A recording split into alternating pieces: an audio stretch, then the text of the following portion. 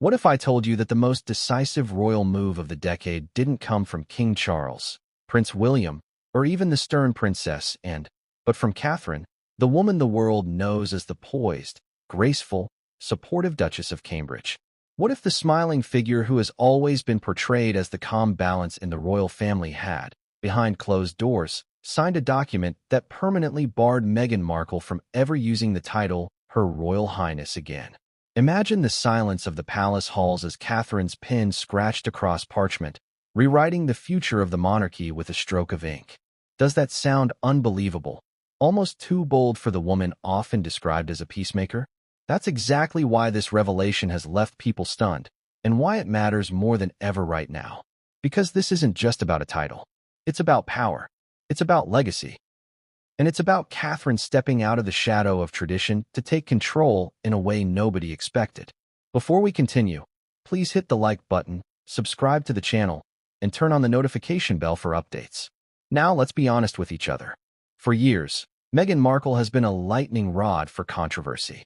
From the fairy tale wedding watched by billions to the storm of interviews, accusations, and lawsuits that followed, her every move has divided the world into two camps: those who saw her as a modernizing force for the monarchy, and those who saw her as a destructive outsider. And in the center of it all was one burning question: how much power does Meghan really hold now that she's outside the palace walls? The truth is, Meghan has always clung to one final, glittering symbol of authority, the HRH style. 3 simple letters, Her Royal Highness, that transformed her from an actress into a duchess, from a celebrity into something untouchable. Even after stepping back from royal duties, Meghan and Harry retained those letters, though barred from actively using them. But here's where Catherine's move changes the game entirely. By secretly signing a decree that permanently bans Meghan from reclaiming or exploiting HRH, Catherine effectively severed Meghan's last tangible tie to royal power. And the timing could not have been more deliberate. Think about it. King Charles is battling health concerns, Prince William is preparing for his eventual reign, and the monarchy faces its greatest crisis of legitimacy in decades. Scandals, whispers of corruption, family fractures. Sound familiar? It's almost as if history is repeating itself. In moments like these, someone has to step up to protect the institution. Catherine saw that void, and instead of smiling politely through another photo shoot or hosting another charity gala, she went behind palace doors and put pen to paper. But let's pause here for a moment and ask the real question. Why Catherine? Why not Charles, the reigning monarch? Why not William, the heir apparent? Why did the quiet, careful Duchess make the move that others only debated? The answer lies in Catherine's transformation over the past 2 decades. Once mocked as Weighty Katie, accused of being too passive, she has slowly and methodically built a reputation as the monarchy's stabilizing force. She is the face of continuity, the embodiment of discipline, the one royal who rarely slips up. And because of that, her decision carries a weight that even Charles might envy. When Catherine signs her name to something, it doesn't look like pettiness. It looks like protection. It looks like duty. It looks like the monarchy preserving itself. But don't be fooled. Behind that calm exterior is strategy. Catherine knows better than anyone that optics are everything in the royal family.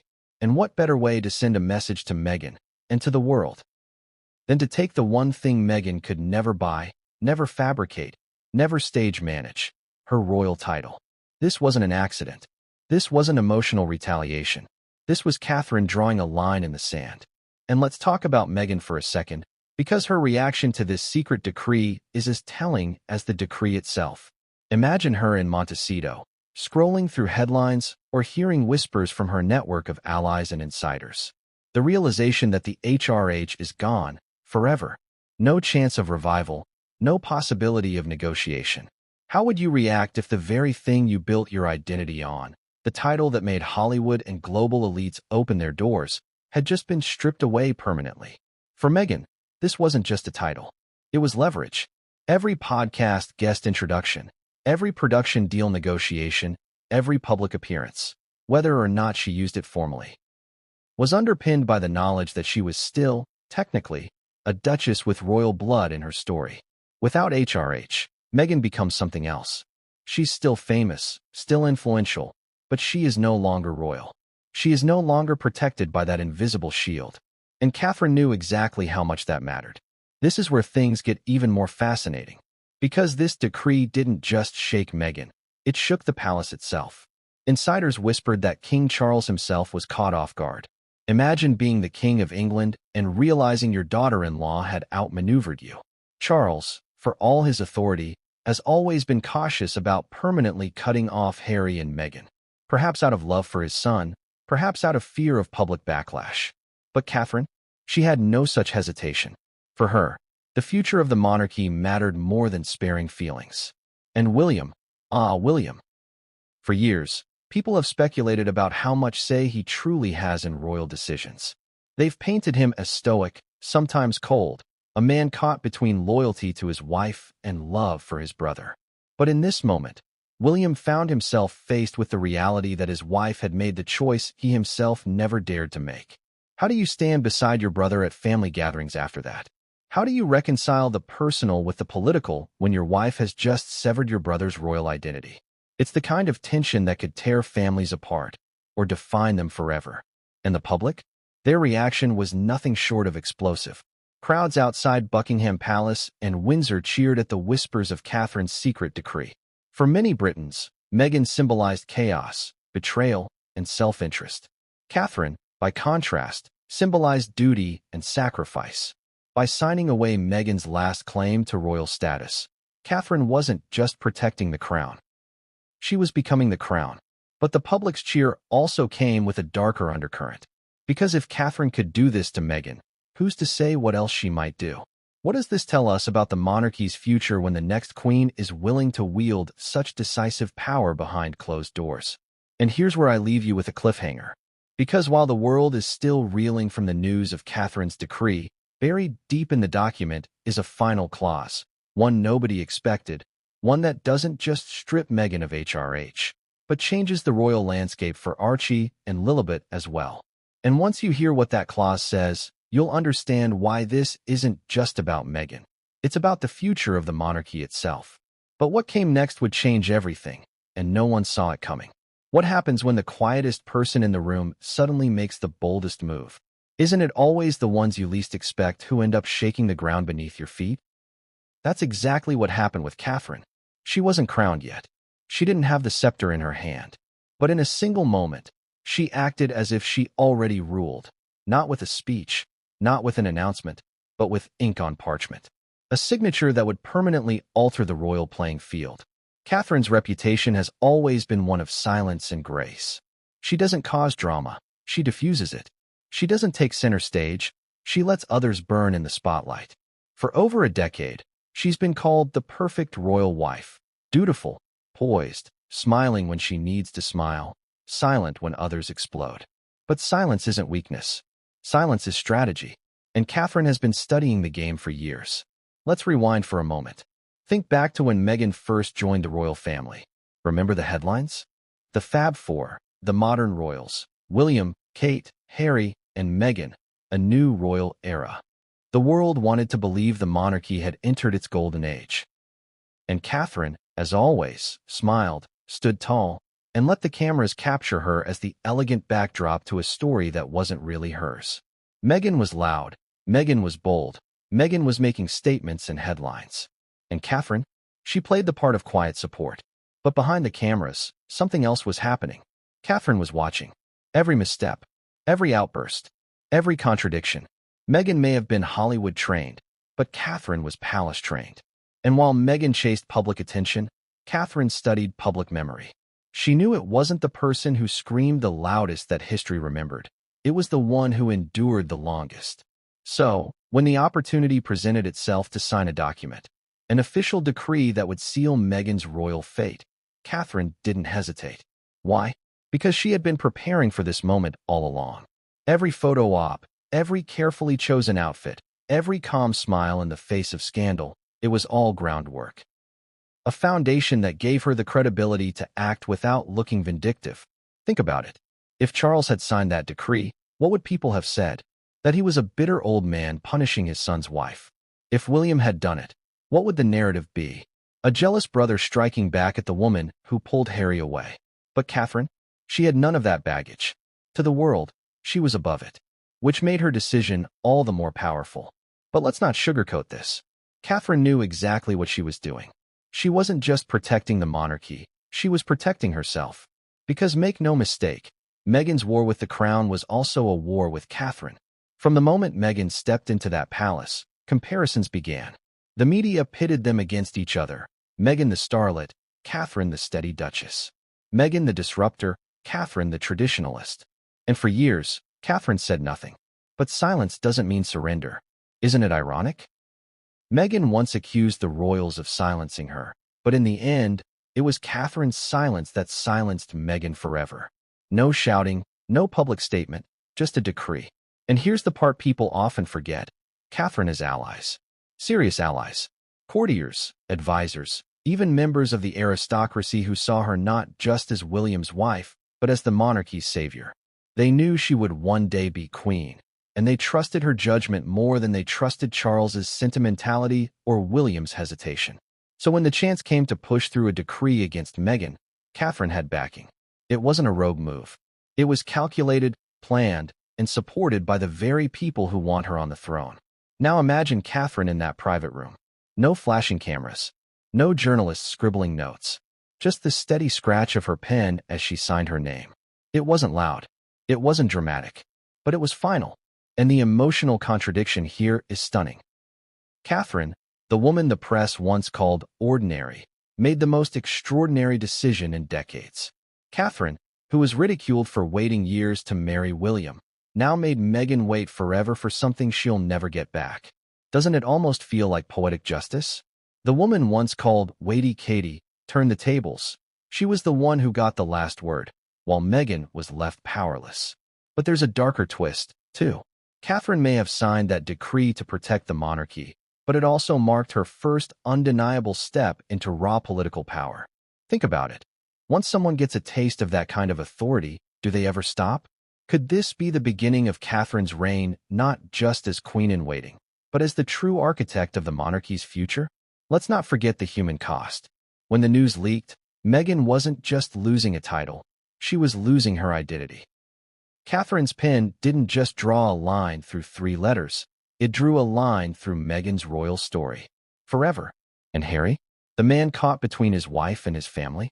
Imagine being him, watching as the woman you love gets permanently cut out, not by your father, not by your brother, but by the sister-in-law you once called an ally. That's not just politics. That's betrayal wrapped in family ties. And here's a question for you. Do you think Catherine acted out of loyalty to the crown or out of her own quiet resentment toward Meghan? Because make no mistake, resentment has been brewing. Those moments we saw Catherine grit her teeth during royal events, the awkward exchanges caught on camera, the icy body language between the two women, it all hinted at something deeper. And maybe, just maybe, this decree was Catherine's way of saying, enough. But as powerful as this move was, it wasn't the end.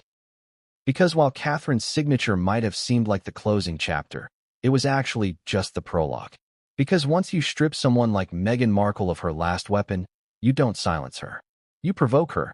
And Catherine's quiet power play didn't just cut Meghan off, it lit a fire. And that fire? It was about to spread in ways the palace never anticipated.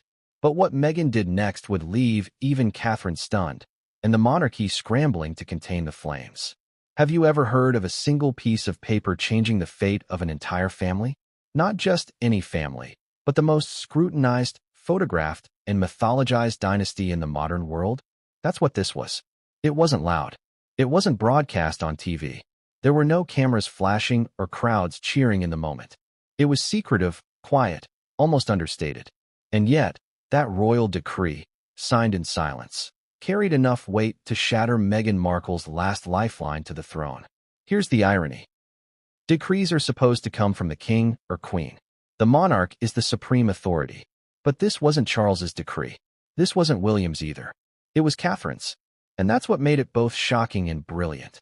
The world had seen Catherine as a figurehead in waiting, a future queen consort who smiled, waved, and kept her distance from the dirty politics of the crown. But what no one expected was that she would step forward and wield the pen herself. Let's break this down. A royal decree is not just a symbolic gesture. It is, In essence, the law of the crown. Historically, decrees have reshaped entire dynasties. Think of Edward VIII, who gave up the throne for Wallis Simpson. Think of Henry VIII rewriting the church itself to secure a marriage. Royal decrees carry consequences not only for individuals, but for the future stability of the monarchy. So when Catherine's name appeared on this decree, it was like history repeating itself. Only this time, in the modern age of social media and 24-hour news cycles. The secrecy of it all made it even more fascinating. How could something so monumental stay hidden, even for a moment, in a world where every whisper leaks to tabloids within hours? That's how carefully orchestrated it was. Catherine didn't want drama. She didn't want headlines until the ink had dried and the decision was irreversible. By the time the outside world heard about it, the move had already been sealed. Meghan wasn't just being punished. She was being cornered. Now imagine Meghan hearing the whispers for the first time. She had always believed that the monarchy was too afraid of public backlash to take permanent action against her. After all, Charles had hesitated. William had remained silent. The palace had relied on vague statements like they remained beloved members of the family. That language gave Meghan space to maneuver, to position herself as half in and half out of royalty. But this decree? It ended the gray zone. It was black and white. No HRH. Not now. Not ever. But here's where it gets even more complicated. The language of the decree wasn't simple. It wasn't just Meghan Markle shall not use HRH. It was layered, legalistic, steeped in centuries of tradition. Lawyers and royal aides had worked on it to ensure there were no loopholes. No chance for Meghan to exploit some technicality later. It didn't just bar her from using HRH. It ensured that any future attempt to reinsert herself into the monarchy's inner circle would be blocked at the highest level.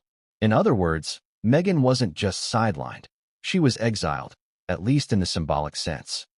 Doesn't that make you wonder? Why would Catherine go to such lengths to make the decree airtight? Was she afraid Meghan might stage a comeback, perhaps through Harry or even through her children? Was she ensuring that Archie and Lilibet's future claims were weakened as well? The precision of it suggests Catherine wasn't acting impulsively. She was thinking ahead, playing the long game, protecting the monarchy decades into the future. And yet, here's the contradiction.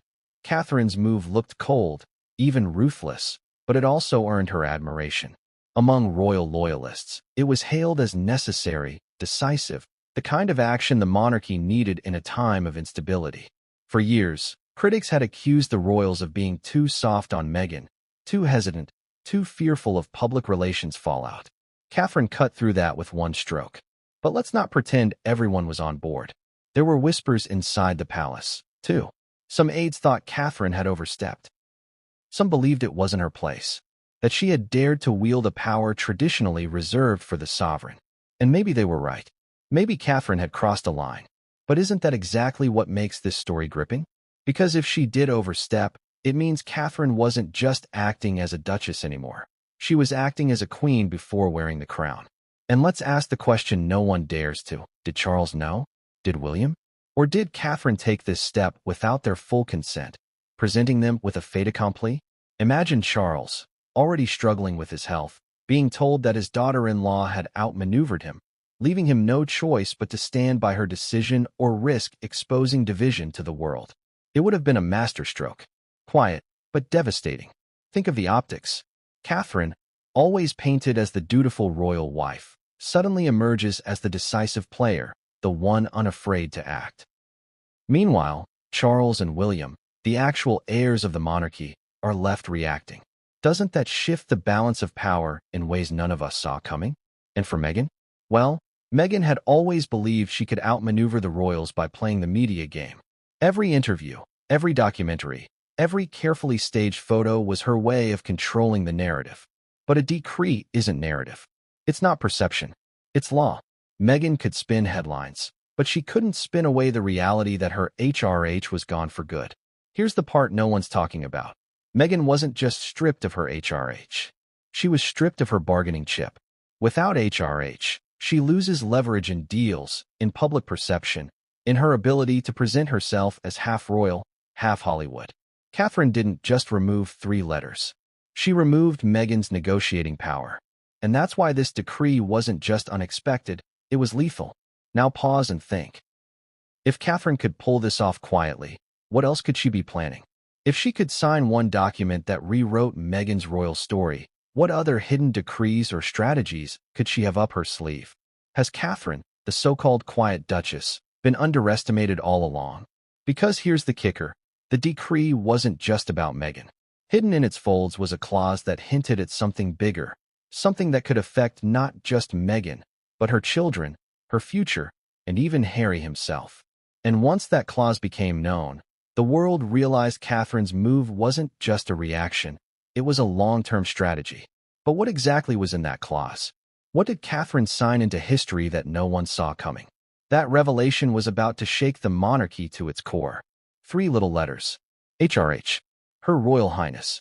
On the surface, they look like nothing more than a formality. A set of initials tucked in front of a name. But here's the question. Why do those letters carry more weight than any crown jewel, more power than any palace wall, more prestige than any royal wedding? Because HRH is not just a title. It is a passport into the heart of the monarchy. It is recognition, authority, and protection rolled into one. And Meghan Markle knew that better than anyone. Let's strip this down. Without HRH, Meghan is Meghan, an actress, a former TV star, a celebrity. But with HRH, she becomes untouchable. She becomes royal. She becomes a figure who commands deference, headlines, and access.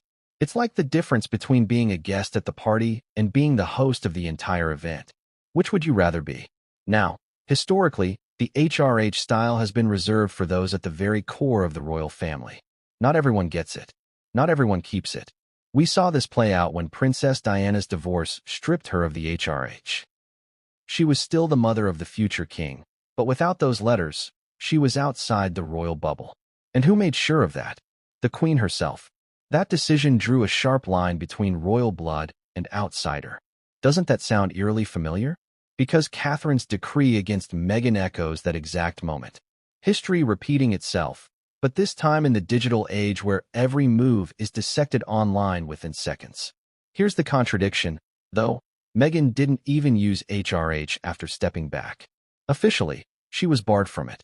But unofficially, the aura was still there. The knowledge that she could, technically, still be styled as HRH gave her a certain power.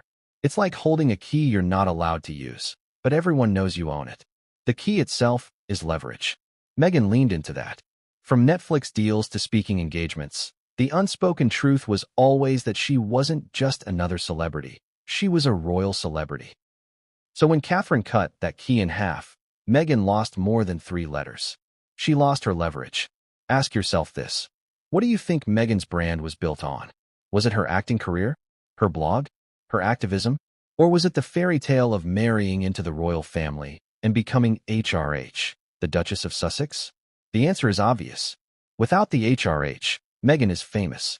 With it, she's immortalized. And here's something most people don't realize.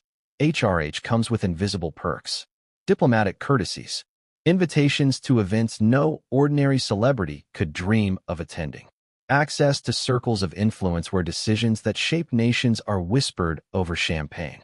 Meghan might not have been allowed to use HRH openly, but doors opened for her because of it. People bent rules because of it. Catherine knew that as long as Meghan held on to even the shadow of that title, she remained a threat to the monarchy's carefully guarded prestige. This is where the emotional spike comes in. Imagine Meghan explaining her identity to her children years from now. Without HRH, the story changes. She can no longer say, "I am Her Royal Highness, Duchess of Sussex." She can only say, "I was married to a prince." Do you feel the difference? One is power, the other is memory. And Catherine made sure Meghan's story would forever be the latter. Now let's talk irony. Meghan once said she never cared about titles, that it was about service, about humanity. But if that's true, why fight for the HRH in courtrooms? Why mention it in interviews? Why cling to the notion of being royal, even while tearing down the institution? It's the contradiction that defined her. She said she didn't need it, yet losing it cut deeper than any tabloid headline. And Catherine knew it. That's what makes this power play so fascinating. Catherine isn't a loud operator. She doesn't need to sit across from Oprah or record a docuseries. She works in silence, with precision. She knew the symbolic weight of HRH, and by removing it, she struck Meghan where it hurt most, her legacy. But here's where the story twists again. This wasn't just about Meghan. The HRH decision set a precedent. What about Archie? What about Lilibet? Would they grow up entitled to HRH as children of a prince? Would they inherit what their mother lost? Or had Catherine's decree quietly closed that door too? Imagine the ripple effect. Meghan not only cut off, but her children's future status rewritten before they're even old enough to understand. And this is where the monarchy's contradictions glare. Because while Meghan loses HRH forever, others in the family, less visible, less controversial, still hold on to it. Why? Why does Prince Andrew, disgraced and cast into the shadows, still retain HRH, while Meghan, the outsider, is denied it permanently? Doesn't that feel like selective justice? And isn't that the kind of contradiction that could one day backfire on the monarchy? But Catherine, again, seems to have thought this through. Because Meghan's war with the crown was never about quiet scandal. It was loud, public, global. It wasn't whispered in corridors. It was shouted from TV screens and podcasts. That made her more dangerous than Andrew ever could be. Which meant the monarchy needed to take action against her in a way they hadn't against anyone else in decades. Now picture this. Catherine walking into the quiet chamber where the decree waited. A woman once branded as ordinary, now holding the pen of destiny. For Meghan, those 3 letters meant survival. For Catherine, they meant risk. Risk of Meghan twisting them, weaponizing them, destabilizing the monarchy further. And so Catherine cut the cord. Calmly, decisively. And what came after? Meghan's world shifted. Hollywood might still take her calls. Netflix might still fund her projects. But the magic? The invisible aura of HRH. It was gone. The spell had been broken. But here's the cliffhanger you didn't see coming. Catherine's move may have stripped Meghan of her HRH forever, but the fight for those 3 little letters didn't end there. Because Meghan, cornered and humiliated, began plotting her counterattack. And when she finally made her move, it wasn't just shocking. It threatened to drag the monarchy into a courtroom battle unlike anything seen before.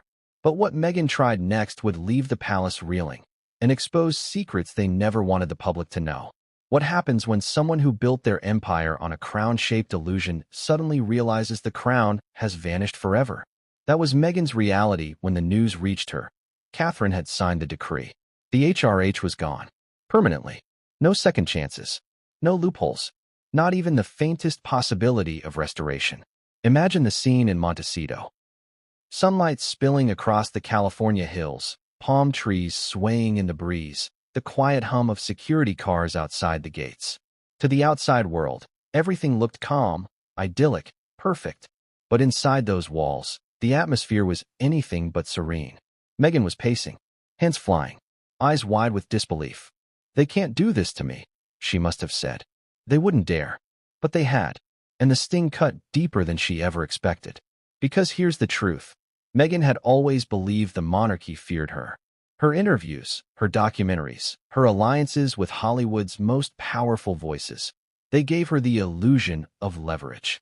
She thought the royals would tread carefully, afraid of provoking her into another tell-all revelation.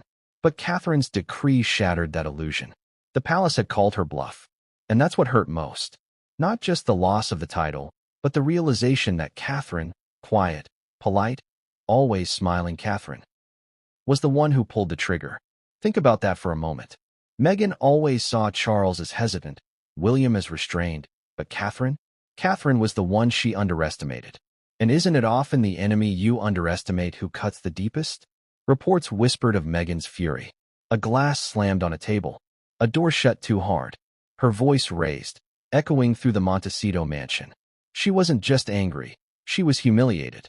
How could this happen when she had positioned herself as the modern voice of feminism, empowerment, and change? How could a woman she once mocked as traditional outmaneuver her so cleanly? But let's peel back another layer. This wasn't just about Catherine versus Meghan. This was about identity. Meghan had spent years reshaping her narrative, from actress to duchess, from duchess to global advocate. At the center of it all was the idea that she wasn't just any public figure. She was royal. She carried an aura, a mystique, a link to a 1,000-year-old institution. Without HRH, that mystique cracked. Suddenly, Meghan wasn't a royal in exile. She was just in exile. And Harry? He was caught in the storm. Imagine being him, watching your wife unravel over a title that your own family had stripped away. His loyalty pulled in two directions: stand by Meghan in her fury, or quietly admit that Catherine had done what the crown had long avoided but secretly desired. That tension didn't just hang in the air, it poisoned it. Every word between Harry and Meghan, every look, every silence, carried the weight of this decree. Now here's the contradiction that makes this moment so fascinating. Meghan had once told the world she didn't care about titles. She had said it was about service, not status. She claimed she wanted freedom, not formality. And yet, when the HRH was permanently ripped away, she reacted as if her very identity had been stolen. Doesn't that show us something deeper? That perhaps, despite her words, she needed the crown more than the crown ever needed her? So what did Meghan do? She strategized. Because if there's one thing Meghan has always been, it's a planner. Behind her fury was calculation. She began calling lawyers, advisors, media allies. She wanted to know if the decree could be challenged. Was it even legal? Could Catherine, who wasn't even queen yet, really sign away her right to HRH? The questions piled up. The anger transformed into a plan. But here's the tragic irony. The very act of fighting the decree would prove Catherine's point. Because every time Meghan spoke of titles, every time she made legal noise, it revealed that she did, in fact, care about the status she claimed didn't matter. And Catherine knew it. By forcing Meghan to react, Catherine had already won the narrative. Meghan looked obsessed with something she once dismissed. The contradictions wrote themselves. Now let's imagine the emotional beats inside Meghan's home. She holds Archie on her lap, glancing at him, wondering what his future will be without HRH. She looks at Lilibet playing on the floor, wondering if Catherine's pen has already closed the door on her daughter's royal birthright. For a mother, that realization must have been crushing. And yet, in Meghan's mind, it wasn't her fault. It was Catherine's betrayal. The sister-in-law who had smiled beside her at Wimbledon. The woman who had once welcomed her into the royal fold. To Meghan, this wasn't just politics. It was personal. And let's not forget Doria Ragland, Meghan's mother, her closest ally. You can almost hear her voice, steady but furious, defending her daughter. "They're trying to erase you," she might have said. "They're afraid of you." Doria's presence fueled Meghan's defiance. This wasn't the end, Meghan told herself. This was war. But what happens when someone wages war against an institution that thrives on silence, tradition, and patience? Meghan was about to find out. Because while she raged and plotted behind Montecito's gates, the monarchy wasn't rattled. They were calm. Catherine's decree had been written in ink, not in headlines. And ink, unlike gossip, doesn't fade. And yet, Meghan still believed she had one final weapon left: the court of public opinion. If she couldn't reclaim HRH through royal tradition, maybe she could through public outrage. Maybe she could frame herself as the victim of Catherine's cruelty. Maybe she could spin this as another example of the monarchy's coldness. But would the public buy it? Or had Catherine's decisive move finally tilted sympathy away from Meghan for good? That's the twist, isn't it? Meghan always believed she could control the story. But Catherine, by saying nothing and doing everything, had stolen the narrative. Meghan's anger, her shock, her desperate phone calls, all of it painted her as reactive, not proactive. And in the battle of perception, that was fatal. But Meghan wasn't done. Behind those closed doors, she began plotting a counterstrike so audacious, so unexpected, it threatened to drag the monarchy into a fight they had long avoided. And when she finally unleashed it, the result wasn't just chaos. It was the kind of move that could expose royal secrets the family thought would remain buried forever. But what Meghan did next would shake Buckingham Palace to its very core. What happens when the king himself is blindsided by a move so bold, so calculated, that even he didn't see it coming? Imagine the shock in Buckingham Palace when word reached King Charles. Catherine had acted. The decree had been signed. Meghan Markle was permanently stripped of the right to ever use her Royal Highness. Charles froze, not because he disagreed entirely, but because he hadn't sanctioned it. Let that sink in for a moment. The King of England, the man who technically holds all royal authority, the one who should have been the architect of such a monumental decision. And yet, Here he was, standing in disbelief, realizing that his daughter-in-law had moved first. Catherine had beaten him at his own game. Think about the irony. Charles has always been portrayed as a cautious monarch. He hesitates. He balances. He worries about optics, about legacy, about how history will remember him. He's not rash. He's not reckless. But in his caution, he left a gap. A gap Catherine filled with a stroke of her pen. Doesn't that reveal something extraordinary? That Catherine, technically still just Princess of Wales, had outmaneuvered the king himself? Now let's dive into the emotional weight of this moment. For Charles, it wasn't just about Meghan. It was about control. For his entire life, he waited in the shadows of his mother, Queen Elizabeth II. He learned patience. He learned restraint. And now, finally wearing the crown, he discovers that power in the modern monarchy isn't about waiting. It's about acting. Catherine had acted. And Charles? He had hesitated. The contradiction here is striking. Charles always feared that any permanent move against Meghan would backfire, that it would make her a martyr, that the world would see her as the victim of an outdated, ruthless monarchy. But Catherine wasn't afraid. She believed the monarchy couldn't afford hesitation. She believed decisive action was the only way forward. And now, Charles was left scrambling to explain why he hadn't led the charge. Picture the scene inside Buckingham Palace. Advisors whispering nervously, courtiers shuffling papers, one aide clearing his throat before saying the unthinkable, "Your Majesty, Catherine has already signed." The silence after those words must have been deafening. Charles, caught between pride in his daughter-in-law's courage and resentment at being upstaged. And here's the deeper emotional twist. Charles loves Harry. Despite everything, the interviews, the memoir, the Netflix attacks, Charles still carries a soft spot for his younger son. It's been said he dreams of reconciliation, of healing the rift before it's too late. Catherine's decree didn't just target Meghan. It indirectly cut Harry too. Because how do you reconcile with your son when your daughter-in-law has just slammed the door on his wife forever? That's the bind Charles found himself in. Ask yourself this. Do you think Charles resented Catherine for forcing his hand? Or did he secretly admire her for doing what he couldn't? That's the contradiction that tore at him. On one hand, Catherine had embarrassed him. On the other, she had protected the institution he swore to uphold. Which mattered more to the king, his pride, or the survival of the crown? And then there's the public perception. To the outside world, this move looked like unity. The monarchy finally standing firm. But behind the palace gates, Charles was anything but calm. He worried. He fretted. He wondered if Meghan would retaliate. And let's be honest, he was right to worry. Meghan wasn't going to take this quietly. She was already plotting her counterstrike, and Charles knew it. But Catherine's action left him cornered. If he supported her, he looked weak, like he was following her lead. If he contradicted her, he risked exposing division within the royal family. And division is the one thing monarchies cannot afford. So Charles did what he has done so often in his life. He swallowed his pride and played along. He let Catherine's decree stand, even as it gnawed at him that it wasn't his decision. Isn't it fascinating?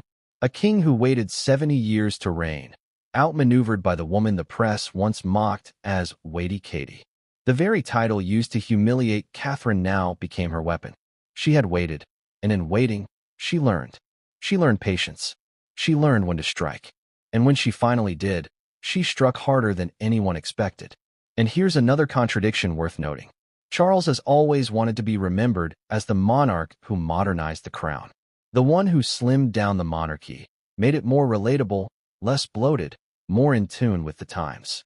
But Catherine's decree did exactly that. It modernized the monarchy by cutting ties with a figure who threatened its credibility. Catherine had done, in a single gesture, what Charles had only talked about. Doesn't that sting?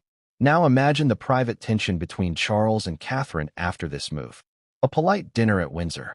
Silver cutlery clinking, servants standing by, the air thick with unspoken words. Charles looking at Catherine, wanting to ask, "Why didn't you consult me?" Catherine meeting his gaze, calm and unflinching, silently saying, "Because you wouldn't have acted." That's the silent war of power unfolding beneath the polished veneer of royal unity. And poor William, caught in the middle.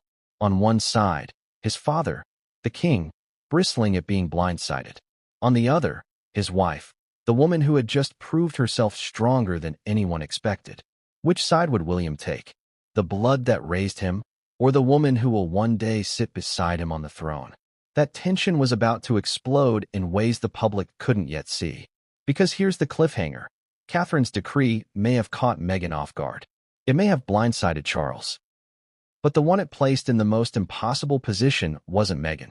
It was William, the heir to the throne, the brother of the man married to the woman just cut out of the monarchy forever. And the choice he faced next would determine not just his loyalty, but the very future of the royal family. But when William finally made his choice, it shocked even Catherine. What happens when the crown you're destined to wear collides with the blood that runs in your veins? Which do you protect, your family or your future? That was the impossible choice staring Prince William in the face after Catherine's decree.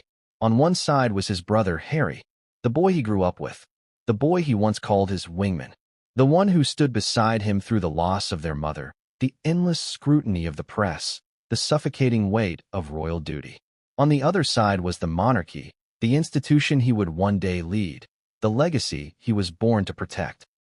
And standing at the very center of that crossroads was Catherine, his wife, the woman who had just made a decision bolder than anything William himself had dared to do. How do you choose between your brother and your queen-in-waiting? Between blood and crown? William's dilemma wasn't abstract. It was raw. It was emotional. Because let's be clear, Catherine's decree didn't just affect Meghan. It directly affected William's relationship with Harry. How could Harry ever forgive him for standing by while Catherine signed away Meghan's HRH? And how could Catherine ever forgive him if he didn't support her decision? This wasn't just politics. This was a marital test, a fraternal test, a royal test, all colliding in one moment. Now, William has always been seen as stoic, measured, almost cold at times. He doesn't wear his emotions on his sleeve the way Harry does. But that doesn't mean he doesn't feel them. Behind the scenes, insiders whispered of William's inner conflict. At private dinners, he was quieter than usual, his jaw set, his responses clipped. Catherine could read it in him. She knew he was torn. And Harry? Harry would have seen it too, if he hadn't already been consumed by his anger. Let's pause and ask, what would you do if you were William? Would you stand with your wife, knowing she had acted to protect the monarchy, the very institution you will one day lead? Or would you reach out to your brother, risking division in your marriage and undermining your future queen? It's the kind of dilemma that would tear anyone apart. But for William, it was magnified under the global spotlight. Every move he made, or didn't make, was watched, analyzed, dissected. Here's the contradiction. For years, Harry accused William of being too stiff, too tied to the institution. He painted him as a man who cared more about duty than family. But in this moment, William was caught in the exact opposite bind. His heart leaned toward his brother, his blood. His head leaned toward his wife, his crown. Which side do you think weighed heavier? And Catherine wasn't making it easier. She was firm, calm, convincing. She told William this wasn't personal, it was necessary. That if the monarchy didn't act decisively, Meghan would continue to undermine it. Catherine framed it not as a betrayal of Harry, but as protection of the crown they were both sworn to defend. And William, ever the pragmatist, couldn't deny her logic. Yet emotionally, he was torn apart. This is where the emotional beats get brutal. Imagine William lying awake at night, staring at the ceiling of Kensington Palace, listening to Catherine's steady breathing beside him. In his mind, Harry's voice echoes, the laughter of their childhood, the whispers they shared at their mother's funeral, the vows they once made that they'd never let anyone come between them. And now someone had. Not just anyone, his wife. The very woman who gave him stability, love, and 3 children. And the public didn't make it easier. Some cheered Catherine, praising her strength. Others whispered that William should have intervened, that he had abandoned his brother for the sake of power. William was trapped in a narrative he couldn't control. No matter what he did, someone would call him cold. Someone would call him weak. Someone would say he chose wrong. So what did William do? At first, nothing. That's William's style. Hesitation, silence, waiting for the storm to pass. But this wasn't a storm that would pass. This was a fracture, deepening by the day. Meghan's fury was boiling. Harry's resentment was festering. Catherine's conviction was unshaken. And William's silence? It became deafening. But silence can be dangerous. Because when you don't speak, others speak for you. The press speculated. Was William secretly against Catherine's decree? Was he secretly supporting her? Was he too weak to stand up to either side? The narratives multiplied, and William knew that if he didn't take a stand soon, he'd lose control of the story. And here's where the twist comes in. William finally acted, but not in the way anyone expected. Instead of reaching out to Meghan and Harry directly, he doubled down on Catherine's decision. Publicly, he presented a united front. The message was clear: the monarchy is one. No cracks, no hesitation. But privately, William reached out to Harry in a way that surprised even Catherine. A phone call, not to reconcile, but to warn. To tell Harry that Meghan's retaliation, whatever it was, would only deepen the divide. William begged him to reconsider whatever counterattack Meghan was planning. Imagine that call. Harry on one end, voice sharp, accusing, bitter. William on the other, calm, trying to reason. Two brothers, once inseparable, now sounding more like rivals negotiating a ceasefire. No laughter, no warmth, just tension thick enough to choke on. But here's the question. Did William really call out of brotherly love? Or did he call to protect Catherine, the monarchy, and himself from the storm Meghan was preparing to unleash? That's the contradiction that still lingers. Because what came next proved that no matter how hard William tried to straddle both sides, the gap was widening. Harry didn't listen. Meghan didn't slow down. And Catherine was more determined than ever. William's choice to stand with his wife had consequences, and those consequences were about to spill into the public eye. Because Meghan's next move wasn't just retaliation. It was an escalation. One that threatened to drag the monarchy into the very arena it feared most, the courtroom. But when Meghan finally made her play, it wasn't just Charles or Catherine who felt the impact. It was William himself, forced to confront a truth that would shatter the last threads of his bond with Harry. What happens when a royal secret slips into the hands of the public? When whispers in gilded corridors turn into headlines screamed across tabloids and hashtags that trend worldwide. That's exactly what happened the moment Catherine's decree leaked. Overnight, the story spread like wildfire, igniting conversations in pubs, on trains, across living rooms, and flooding social media feeds. The monarchy may have intended this as a quiet, internal move, but the public made it loud. And their reaction? Explosive. Some cheered, some raged, some laughed at the irony. But no one was silent. Picture it. Commuters in London scrolling their phones, seeing the words "Catherine bans Meghan from HRH forever." Gasps, smirks, heated debates in coffee shops. In one corner, you had monarchists celebrating Catherine's strength. Finally, they said. Finally, someone in that palace grew a spine. To them, Catherine wasn't just a duchess anymore. She was a warrior queen in waiting, protecting the monarchy from the chaos Meghan had brought. Crowds outside Buckingham Palace reportedly even clapped when the story broke, as if Catherine herself had walked out on the balcony and waved. But not everyone cheered.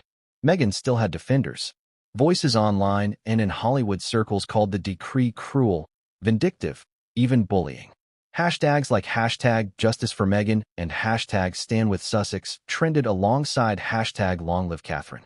The world was split down the middle, just as it had been since the day Meghan entered the royal family. And doesn't that tell you something? That Meghan's very existence in the monarchy had always been divisive. Loved by some, loathed by others. And now Catherine's decree became the lightning rod that forced everyone to pick a side. The emotional spikes were everywhere. On TV talk shows, pundits sparred. Was Catherine brave or cold? Was Meghan a victim or an instigator? One commentator said, "This isn't just about Meghan losing HRH. This is about Catherine showing the world that she is already the queen in practice, if not in title." Another countered, "No, this is about silencing a woman of color who dared to challenge the institution." The debates were fiery, personal, unrelenting. But here's the twist that nobody expected. The majority of the British public leaned toward Catherine. Polls shot up showing support for the monarchy climbing higher than it had in years. Ordinary people, weary of the constant scandals, seemed relieved that Catherine had acted decisively. They saw her as cutting through the noise, restoring order, putting the crown above personal drama. Isn't it ironic that the woman once dismissed as Waity Katie was now being hailed as the savior of the monarchy? Yet across the Atlantic, the mood was different. In America, Meghan's home turf, the decree was painted in darker tones. Morning shows discussed whether the monarchy was punishing Meghan for her independence. Celebrities tweeted in her defense. Oprah's circle buzzed with sympathy. To them, this wasn't Catherine protecting the crown. It was Catherine crushing Meghan's voice. And in the world of American celebrity culture, Meghan's underdog narrative had traction. But Catherine's silence made it more powerful. She didn't issue a statement. She didn't defend herself. She didn't need to. The decree spoke louder than any press release ever could. And in that silence, the public filled in the blanks. To some, she was cold. To others, she was dignified. But either way, she was unforgettable. Ask yourself this. Do you think Catherine cared what Meghan's Hollywood defenders thought? Or do you think she cared more about the cheers echoing through Britain, the country she would one day reign over? Because that's the calculus. Catherine wasn't playing for American approval. She was playing for history books. And then came the memes. Oh, the internet had a field day. Images of Catherine photoshopped as a medieval queen with the caption, "Off with her HRH," flooded Twitter. Jokes about Meghan updating her LinkedIn from HRH the Duchess of Sussex to simply Duchess spread like wildfire. TikToks mocked the loss of the title with dramatic reenactments. The internet turned a solemn decree into viral entertainment. And in a strange way, that only cemented the impact. Because when the internet jokes about you, it means the story has stuck. But humor wasn't the only reaction. There was anger too. Protesters appeared outside Windsor with signs reading, "Leave Meghan alone." Commentators warned that stripping Meghan permanently could fuel racial tensions, reopening wounds the monarchy had tried to heal after Oprah's infamous interview. Some even called it reckless, saying Catherine had lit a fire that could burn the monarchy's global reputation. And this is where the contradictions exploded. How could the same decree be celebrated as justice in London and condemned as cruelty in Los Angeles? How could Catherine be both a hero and a villain at the same time? That's the paradox of modern royalty. Every move is filtered through cultural lenses, amplified by social media, and spun by partisans. There is no middle ground. But here's the deeper truth. The public reaction proved Catherine's point. Meghan thrived on ambiguity. As long as people debated whether she was in or out, royal or rebel, she had power. Catherine's decree ended the ambiguity. It forced people to see Meghan as one thing or the other. And while that made the reaction explosive, it also stripped Meghan of her gray area. You're either royal or you're not. Catherine made sure Meghan wasn't. And yet, with every cheer, with every meme, with every hashtag, Meghan's fury grew. The louder the public applauded Catherine, the more humiliated Meghan felt. For Meghan, public opinion wasn't just noise, it was currency. And suddenly, that currency was slipping through her fingers. But let's not underestimate Meghan. When the world pushes her down, she pushes back harder. While the public argued, while Catherine stayed silent, Meghan was already preparing her counterstrike. She wasn't going to let Catherine own the narrative. She wasn't going to sit back while the world laughed.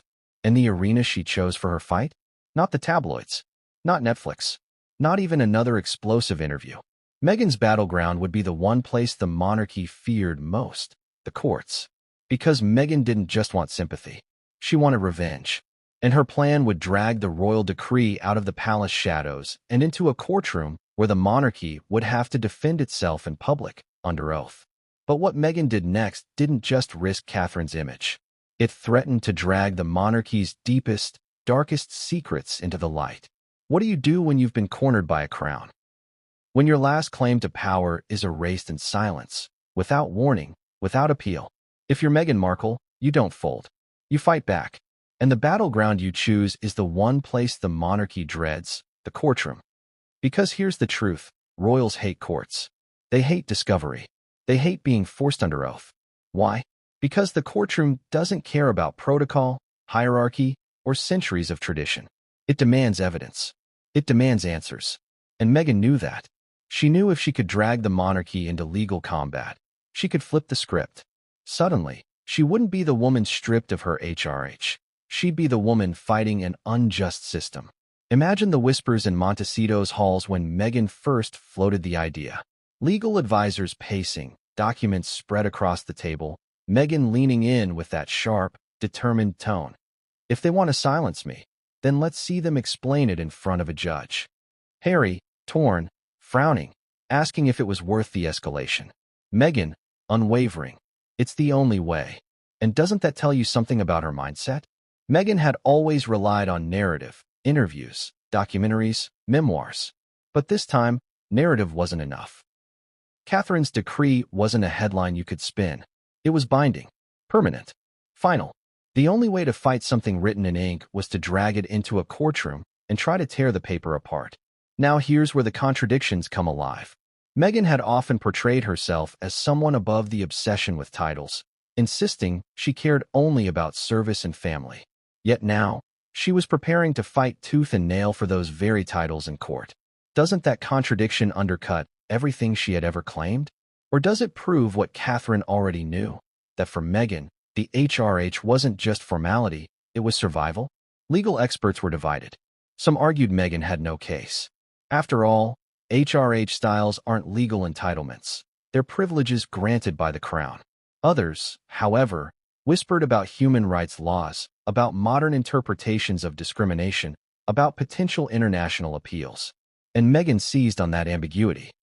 If she couldn't win outright, she could still drag the monarchy into the mud of litigation. She could expose their secrets, their hypocrisies, their contradictions. Think about it. A courtroom battle wouldn't just be Meghan versus Catherine. It would be Meghan versus the institution. And in that fight, every skeleton in the palace closet risked tumbling out.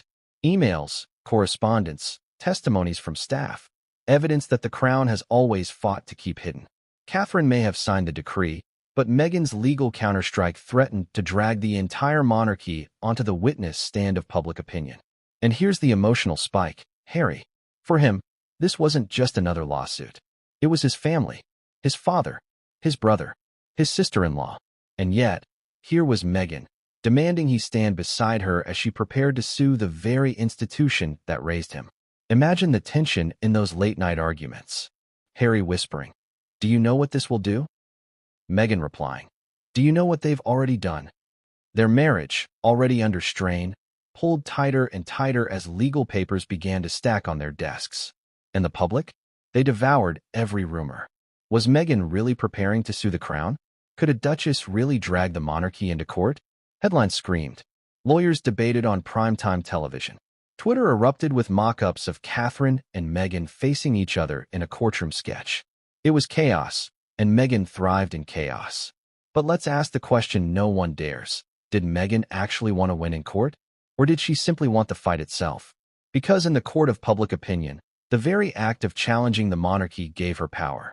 Suddenly, she wasn't the woman stripped of HRH. She was the rebel duchess, standing up to an ancient system, demanding justice. For her supporters, the optics alone were victory enough. Yet Catherine saw through it. She knew Meghan's legal strategy wasn't about justice. It was about disruption, about dragging the monarchy into a space where it couldn't win. Because in court, the crown couldn't rely on silence. It couldn't rely on tradition. It would have to answer questions. And some of those questions might reveal truths the palace has spent decades, centuries, burying. And here's the kicker. Meghan didn't just hire any lawyers. She sought out the best, firms known for fighting governments, corporations, institutions larger than life. She wanted lawyers who weren't afraid of royalty. Lawyers who saw Catherine not as a future queen, but as just another opposing party. The message was clear. Meghan wasn't playing anymore. She was going for the jugular. Now imagine the ripple effects. Inside Buckingham Palace, panic. Advisors scrambling. Charles furious that this family drama might turn into a public trial. William fuming at Harry for allowing it to escalate. Catherine, calm, unflinching, insisting that the monarchy had to stand firm. The royal family has survived abdications, divorces, scandals, but a courtroom showdown with Meghan Markle? That was uncharted territory. And let's not ignore the contradictions for Harry. He once said he wanted to protect his wife from the cruelty of the monarchy. But now, by supporting her legal fight, he was helping to drag his own family into humiliation. Was he protecting Meghan or destroying himself? That's the tragedy of Harry's role in this counterstrike. So where does this lead? Meghan's lawyers preparing filings. The monarchy assembling its legal team. The press salivating over the possibility of royal secrets revealed in open court. And the public, divided again, each side preparing for the spectacle of the century. But here's the cliffhanger. Just when Catherine and the monarchy braced for Meghan's lawsuit, another unexpected figure stepped into the fight. Someone who had been silent until now. Someone whose voice could change everything. Because Meghan wasn't the only one ready to go to war. What happens when a mother sees her daughter stripped, humiliated, and cornered by the most powerful institution in Britain? Does she sit quietly and let history roll over her child? Or does she rise, claws out, ready to defend? For Meghan Markle, the answer was simple: Doria Ragland. Doria had been silent for years. The calm presence in Meghan's whirlwind life. A yoga instructor, a therapist, a woman of quiet strength who rarely stepped into the spotlight. While Meghan spoke, cried, and fought in interviews, Doria stayed back. Observant, watchful, protective. But silence, as we've already seen in Catherine's case, doesn't mean weakness. It means waiting. And when Meghan was at her lowest, when Catherine's decree ripped away her last claim to HRH, it was Doria who stepped forward. And she didn't step lightly. She came in fierce. Imagine the scene. Meghan pacing in her Montecito kitchen, Harry brooding in the corner, lawyers arguing over options. Then Doria's voice cuts through, steady but unyielding. They are not going to do this to you. Not while I'm alive. The kind of maternal tone that leaves no room for doubt. Meghan, exhausted, finally sits. Doria, calm but fiery, begins to outline exactly how they fight back, not just legally, but morally. Because to Doria, this wasn't just about HRH. It was about dignity, about respect, about protecting her daughter from what she saw as an institution bent on erasing her. Doesn't it strike you as powerful? That in a battle between queens, princesses, and kings, the fiercest defender turned out to be a mother from Los Angeles? Doria began speaking out more. Subtle at first, conversations with allies, quiet leaks to sympathetic journalists, whispers in Hollywood circles. She framed Meghan not as a failed duchess, but as a wronged woman. A mother stripped of her rightful place, a victim of jealousy and double standards. And people listened. Because Doria had what Meghan sometimes lacked: credibility. She wasn't seen as attention-hungry. She wasn't chasing the spotlight. When Doria spoke, people leaned in. Here's the contradiction that makes her so fascinating. For years, the royals painted Doria as harmless. Unlike Meghan's father, who was noisy and unpredictable, Doria was steady, almost invisible. But that invisibility gave her strength. No scandals, no outbursts, nothing to discredit her. So when she finally defended Meghan, her words carried the weight of authenticity. And Meghan needed that desperately. Because while she plotted lawsuits and counterstrikes, she risked looking petty, obsessed with titles she once dismissed. But Doria reframed the narrative. She didn't talk about HRH. She talked about fairness. About how her daughter had been treated differently. About how Catherine, for all her grace, had moved with cruelty in stripping Meghan permanently. Doria turned the decree into a question of justice, not privilege. And the public noticed. Suddenly, sympathetic headlines emerged. Doria breaks silence. Meghan's mother speaks out. A mother's fierce defense. Social media lit up with clips of Doria, her calm demeanor underscoring every word. People who rolled their eyes at Meghan leaned forward at Doria. She wasn't just Meghan's mother. She became Meghan's shield. But Catherine and the palace weren't blind to this. They knew Doria was dangerous precisely because she was respected. And behind palace doors, advisors worried. If Meghan fights, we can paint her as self-interested. But if Doria fights, the public might actually listen. That was the risk. That was the fear. And here's the emotional beat that makes this chapter so raw. Doria wasn't fighting for HRH letters on paper. She was fighting for her daughter's humanity. For the woman she raised, who she believed had been chewed up and spat out by the crown. Doesn't that make you wonder? Was Doria the only one in Meghan's world who wasn't chasing power, but simply love? Now imagine the tension this caused between Harry and Doria. At first, he welcomed her defense. But as her voice grew louder, Harry felt the squeeze. Because every time Doria spoke against Catherine, it widened the rift between him and William. Every time she defended Meghan, it painted the royals as cruel. And Harry, caught in the middle, knew what that meant. Reconciliation with his family slipped further away. Doria wasn't just protecting Meghan. She was, inadvertently, burning the last fragile bridges Harry had left. But maybe that was the point. Maybe Doria believed reconciliation was a fantasy. Maybe she saw the monarchy as an enemy too deeply entrenched to forgive. And if that's true, then her defense wasn't just about Meghan's present. It was about Meghan's future.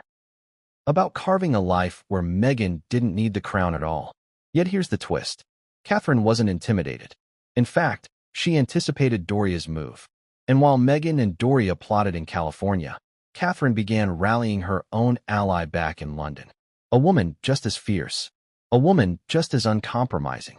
A woman who, like Catherine, saw Meghan as a threat that needed to be dealt with once and for all. Because Catherine wasn't going to fight this war alone. And when Princess Anne stepped into the arena, the game changed completely.